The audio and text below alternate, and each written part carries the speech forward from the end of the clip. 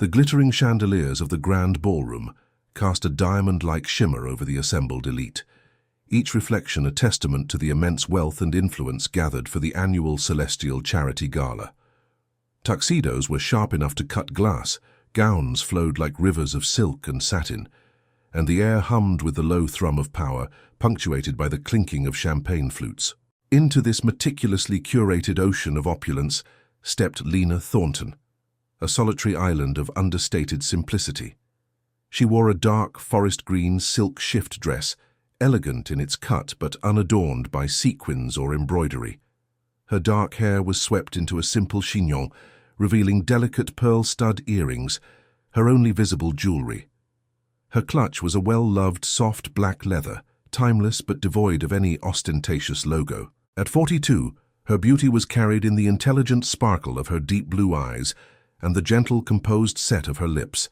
She looked distinguished, yes, but in this arena of competitive glamour, she was perceived as woefully, almost offensively, plain. As she approached the velvet rope at the entrance, a woman with a severe blonde haircut, a clipboard clutched like a weapon, and a name tag reading Beatrice Holloway, Event Director, raised a perfectly plucked eyebrow.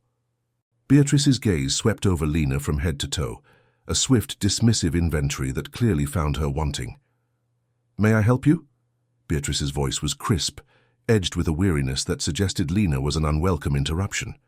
"Yes," Lena replied calmly, her voice soft but clear. "Lena Thornton. I believe I'm on the guest list." She offered a faint, polite smile. Beatrice scanned her list with an exaggerated slowness. Her lips pursed. Thornton, she murmured, then looked up, her expression still skeptical. "Ah, yes, here we are. A guest of Mr. Hawthorne, is it?" Before Lena could confirm or clarify the name of her actual host, a wave of perfume and a theatrical sigh announced the arrival of Veronica Sterling, a prominent socialite on the gala committee, draped in a gown that shimmered with thousands of hand-sewn crystals. Veronica, her blonde hair sculpted into an elaborate updo, surveyed Lena with open disdain. "Beatrice, darling," Veronica drawled, her voice loud enough for several nearby guests to turn. "Is there a problem here? We can't have the entrance blocked by, well, you know." Her eyes lingered pointedly on Lena's simple dress. "Some people clearly don't understand the dress code.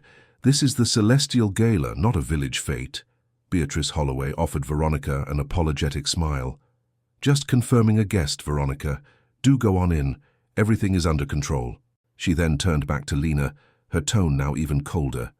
"Please proceed, Miss Thornton. Try to blend in." The dismissal was sharp, a clear indication that Lena was considered an anomaly, an unwelcome speck on their otherwise flawless canvas. Lena merely nodded, her composure unwavering, and stepped past the rope, the whispers and judgmental glances already beginning to follow her like shadows into the glittering hall. The grand ballroom was a breathtaking spectacle of opulence. Towering floral arrangements graced every table, a string quartet played softly in a gilded alcove, and the murmur of conversations was a sophisticated symphony of deals being struck and reputations being polished. Lena accepted a glass of water from a passing waiter, her simple presence already feeling like a ripple in a perfectly still pond. She spotted a quiet corner near a large potted palm and made her way towards it, hoping to observe the proceedings discreetly. She wasn't here for the social maneuvering or the display of wealth. She was here to support the charity, a cause deeply important to her, and to quietly assess its impact, a task she often undertook personally. However, anonymity seemed to be a luxury she wouldn't be afforded tonight. Veronica Sterling, having made her grand entrance, now glided towards Lena, her clique of equally dazzling, sharp-tongued friends trailing in her wake like a flock of predatory birds. "Well, well," Veronica cooed, stopping directly in front of Lena, her crystal gown reflecting the chandelier light into Lena's eyes. "Look who it is, girls. Our little lost lamb. Still haven't found the coat check for that interesting frock?" Her friends tittered, their eyes like Veronica's raking over Lena's forest green dress with thinly veiled amusement. One of them, a woman named Tiffany with a diamond necklace that could likely fund a small hospital wing, leaned in conspiratorially. "Darling," Tiffany whispered, though her whisper carried across the space, "did you borrow that from your grandmother's attic? It's almost quaint, in a tragic sort of way." Another, a redhead named Chloe, whose laughter was a little too shrill, added, "And the pearls, how very understated. Almost invisible, in fact. Much like yourself, I suppose." Lena felt a familiar tightening in her chest. She had encountered this brand of casual cruelty before, the kind that masqueraded as witty banter, but was designed to wound, to exclude. She met Veronica's gaze, her own blue eyes steady. "It's a comfortable dress," Lena stated simply, "and I happen to like it." Veronica threw back her head and laughed, a sound as brittle as spun glass. "Comfortable? Oh, that's rich. Darling, one doesn't come to the Celestial Gala for comfort. One comes to be seen to make a statement. Your statement, unfortunately, seems to be that you're utterly clueless." The circle of women closed in slightly, their collective disdain a palpable force. They were enjoying this, the public dissection of someone they deemed unworthy of their rarefied air. Lena simply held her glass of water, her posture unchanging, a quiet island of composure in a sea of glittering hostility. She knew arguing or defending herself would only fuel their amusement. Silence, she had learned, was often the most unnerving response to such attacks.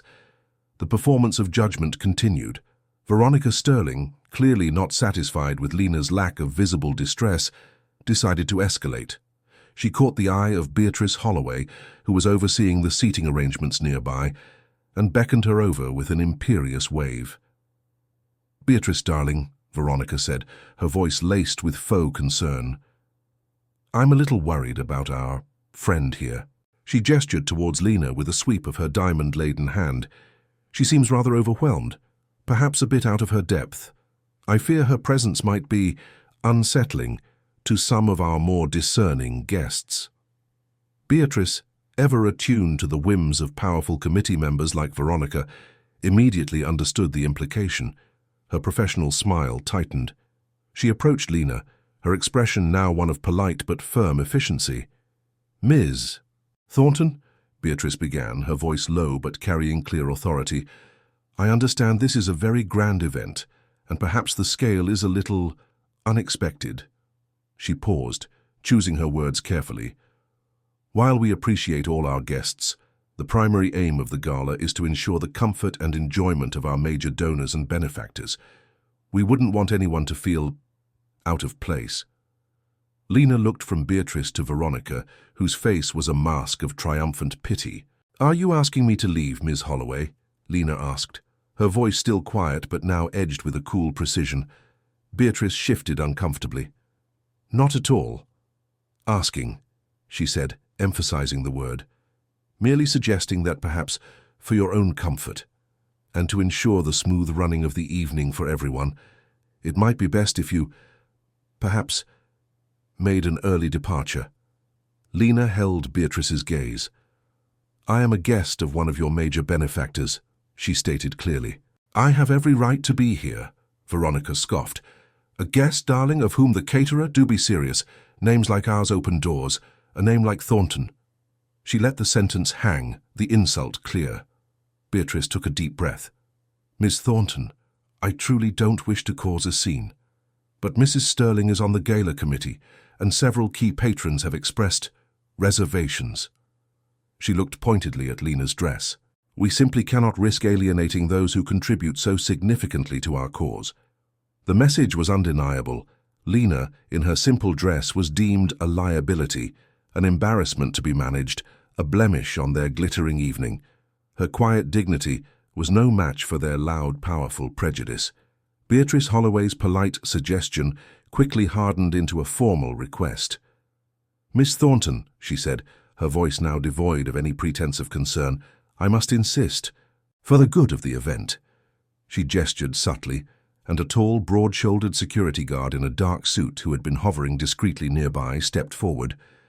"This gentleman will escort you to a side exit. Quietly, of course. We wouldn't want any further disruption." Lena looked at the guard, then back at Beatrice, whose face was set in a mask of implacable resolve.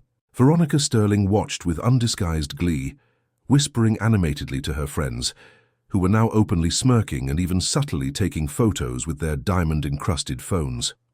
The surrounding guests, sensing drama, began to turn their heads, their conversations momentarily hushed as they observed the quiet expulsion. Lena knew that arguing further would be futile and undignified. She had made her point, however, unheard. She gave a small, almost imperceptible nod. "Very well, Ms. Holloway," she said, her voice betraying no emotion. She turned to the security guard. "Please lead the way." The guard, his expression neutral, gestured towards a less conspicuous exit hidden behind a velvet curtain. As Lena began to walk, flanked by the guard, the whispers followed her like a trail of unseen barbs. Who even was she? Clearly got in by mistake. Good riddance. Her dress was depressing. Veronica's voice carried above the others, triumphant. Some people just don't know their place, do they? A lesson learned, I hope. Lena kept her head high, her steps measured, her simple pearl earrings the only points of light in her understated ensemble. She focused on the texture of the plush carpet beneath her feet, on the rhythm of her own breathing, steeling herself against the wave of public humiliation. Each step felt heavy, not with shame, but with a profound disappointment in the casual cruelty of people who valued surface gloss above all else. She thought of the real work of the charity, the lives it impacted, and how this glittering charade often overshadowed the genuine need it was meant to address. The side exit loomed closer, a portal out of this gilded cage. She was almost there, almost free of their suffocating judgment. Just as Lena and the security guard reached the heavy velvet curtain concealing the side exit, and Beatrice Holloway was already turning away with a satisfied sigh, her mission accomplished, the main ballroom doors at the far end of the hall swung open with a quiet, authoritative sweep. A distinguished figure stepped inside, his presence immediately commanding a subtle shift in the room's atmosphere, even before he was widely recognized. He was tall, with silver hair that gleamed under the chandeliers, and impeccably dressed in a bespoke tuxedo that spoke of quiet, old-world tailoring rather than flashy trends. His eyes, a keen, intelligent grey, scanned the room with an air of calm appraisal. This was Alexander Thornton, a name whispered with reverence in philanthropic circles and on global financial exchanges.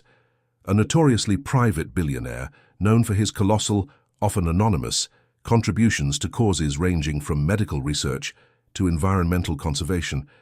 He rarely attended such public events, preferring to let his foundations do the talking.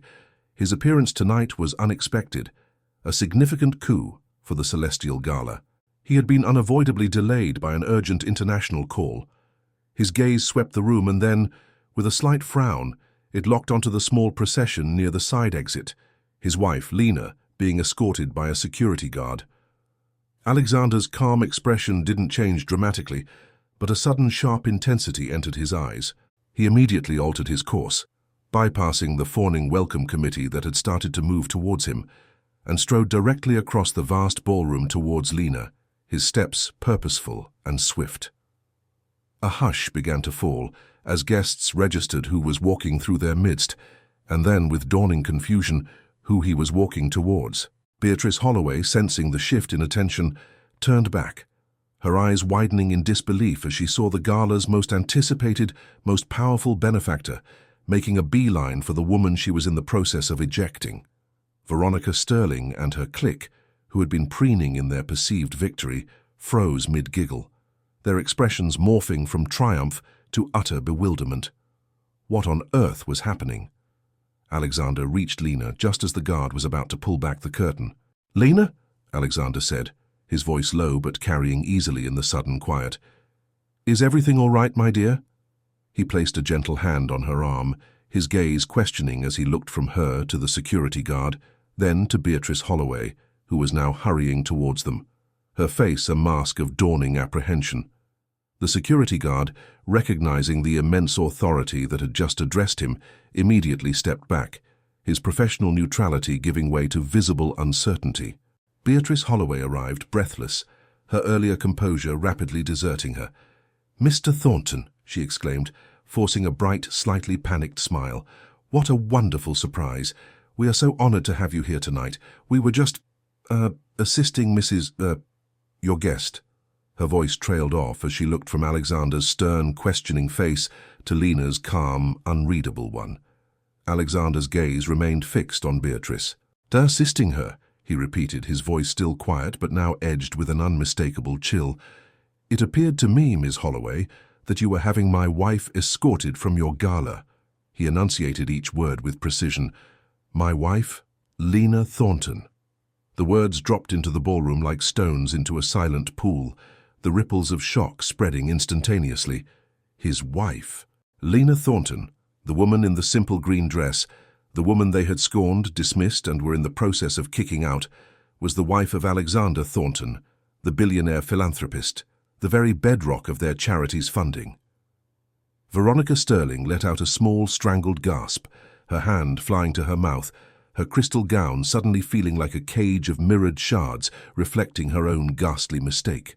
Her friends looked equally horrified, their faces paling beneath their expensive makeup.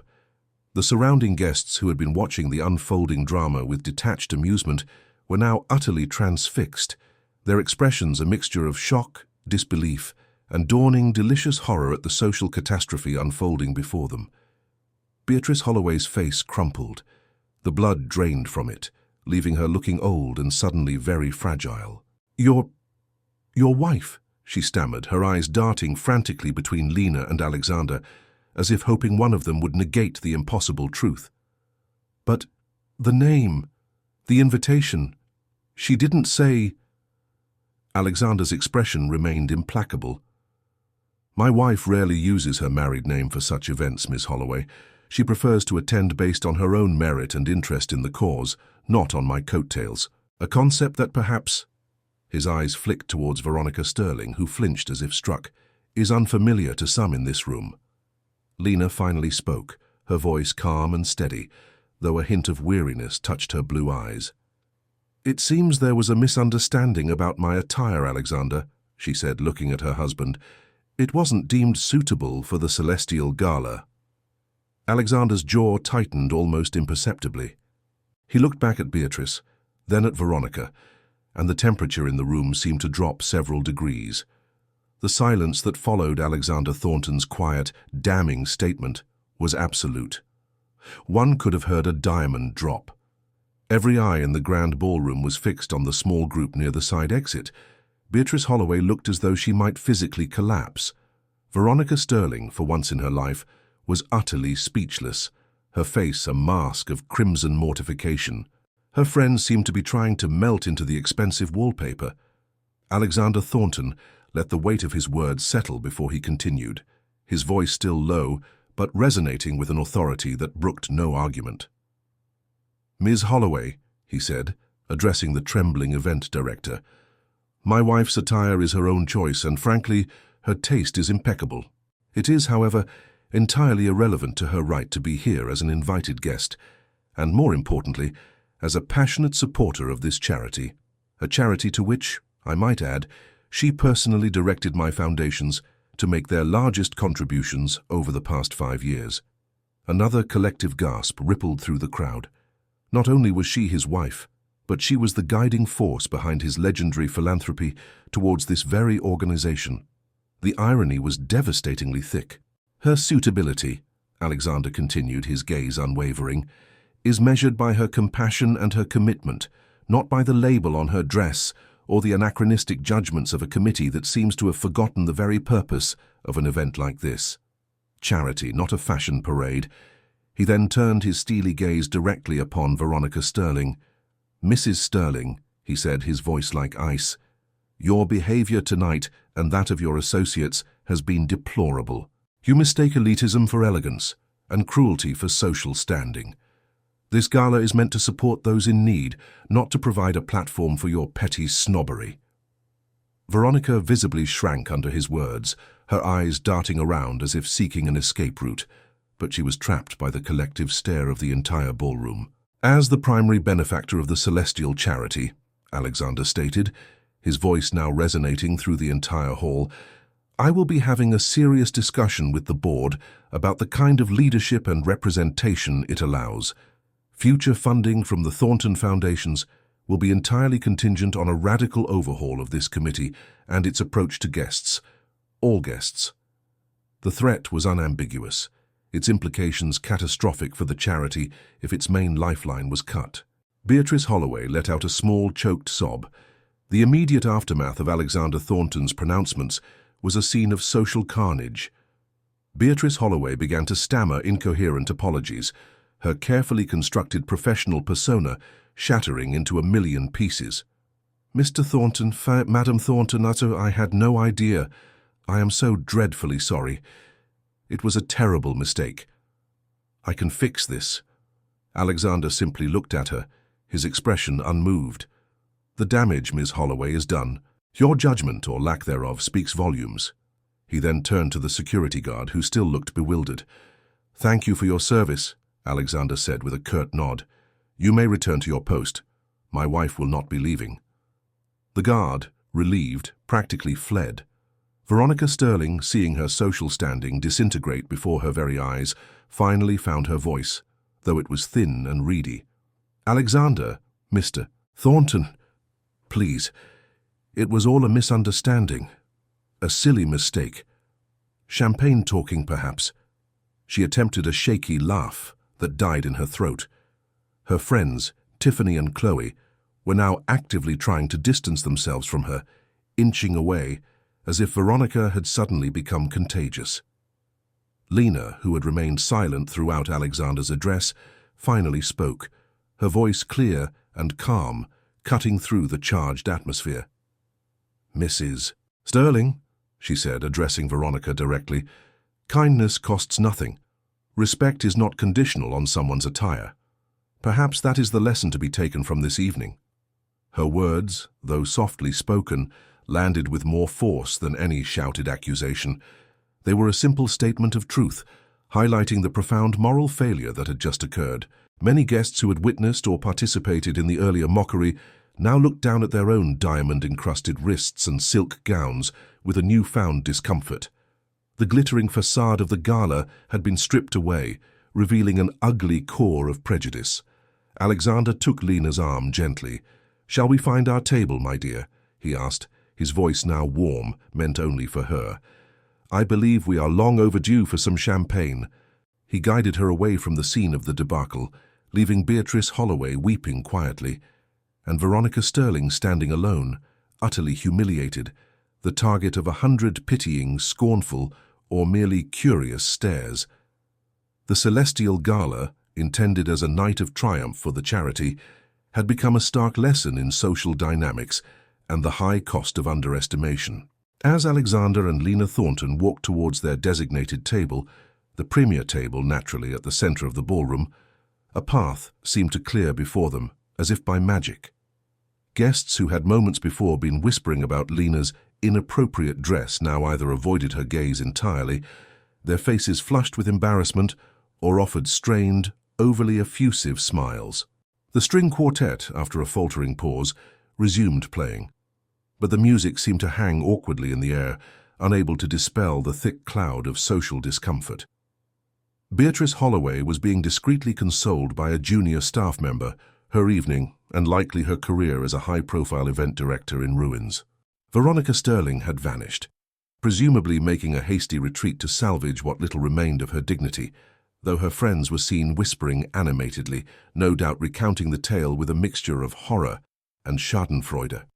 The news of what had transpired near the side exit spread through the ballroom like wildfire, each retelling embellishing the details of the committee's catastrophic blunder and the quiet power of the billionaire's simply dressed wife.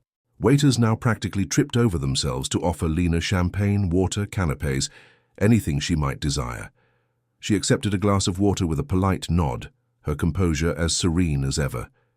She made no show of her newfound, unwilling prominence, engaging quietly in conversation with Alexander, her focus clearly on him rather than the curious or apologetic glances being cast her way. Alexander, too, acted as if nothing untoward had happened, though his protective hand rarely left the small of Lena's back. He spoke calmly, with a few acquaintances who dared to approach their table, his demeanor courteous, but carrying an unspoken warning that the evening's earlier events were not to be rehashed. The gala continued, at least on the surface, but its glittering heart had been tarnished. The speeches about compassion and generosity when they eventually came, sounded hollow to many in the room, a stark contrast to the very real display of prejudice they had just witnessed. Lena Thornton, the woman they had tried to eject, had inadvertently become the evening's most powerful and poignant symbol of the charity's true meaning. Lena and Alexander didn't stay for the entire duration of the gala. After making a polite appearance, speaking briefly with the charity's overwhelmed and now deeply apologetic CEO, and ensuring their substantial pledged donation was still on track, with Lena adding a quiet suggestion for future diversity and inclusion training for event staff and committees, they made their excuses and departed. Their exit was as quiet and understated as Lena's arrival, but this time every eye followed them, no longer with scorn, but with a mixture of awe, respect, and a healthy dose of fear. The lesson of the evening was indelibly etched into the collective memory of the city's elite. Never judge a book by its cover, especially when that cover is a simple silk shift dress, because it might just belong to the most powerful woman in the room.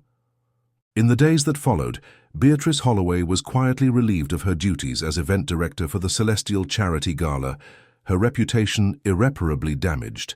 Veronica Sterling found her social invitations dwindling, her pronouncements on fashion and society suddenly carrying far less weight. Her clique of friends distanced themselves, eager to avoid being tainted by her spectacular fall from grace. Alexander Thornton, true to his word, initiated a thorough review of the charity's board and committee structures, leading to significant changes aimed at fostering a more inclusive and respectful environment. Lena herself never spoke publicly about the incident. She continued her philanthropic work, her focus always on the impact rather than the accolades. She still attended events when necessary, always dressed in her signature style of understated elegance, her presence a quiet reminder that true worth is intrinsic and needs no external validation. The forest green dress was carefully cleaned and hung back in her wardrobe, not as a memento of humiliation, but as a symbol of a night when quiet dignity and simple truth had spoken louder than all the diamonds and designer labels in the world. If this story about the power of quiet authenticity and the consequences of superficial judgment resonated with you, please hit that like button, share it with your friends, leave a comment with your thoughts, and subscribe for more tales that remind us that true value isn't always visible at first glance. Thank you for watching.